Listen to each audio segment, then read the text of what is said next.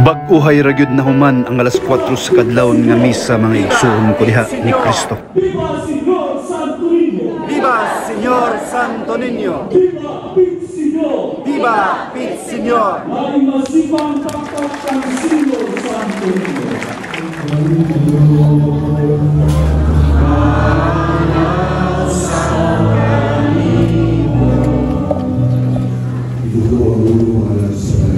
Sa langit, kagaya ng kanimo, tulog kay imo ipadala ang Espiritu kanya sa mga kasing-kasing para pagtulog ka na mo sa pagkako.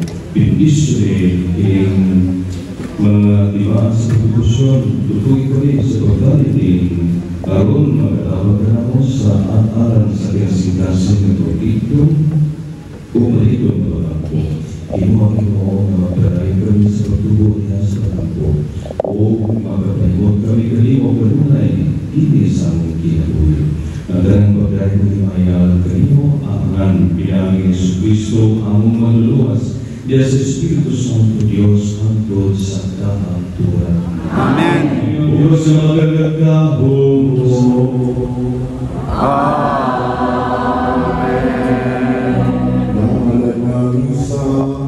Dalam upau kanina ni Kristo. Salamat sa Diyos. Viva Pit Señor! Viva Pit Señor! Ingon ani kabaga sa panon sa mga devote ni Senyor Santo Niño nga bag-uhay lang natapos nga misa nga alas 4 sa kadlawon. Ibendo diriga ni sasud nagtumpasisok na ang baga sa katawhan pawala pay labot sa gawas nga wala na makasud kay aduna may sitting capacity ang Basilica Minore del Santo Niño de Cebu.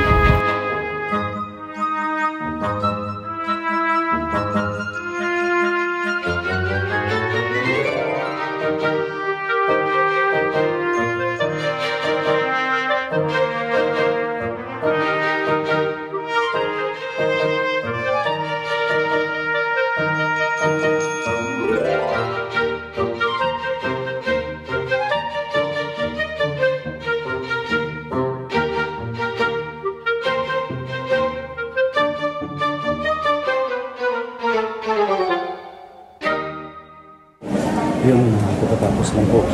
Ug pila na lang katulog mga igsoon sa ulugan na sa Cebu ang pinakadakong kapiestahan sa Batang Hesus na si Senyor Santo Niño de Cebu.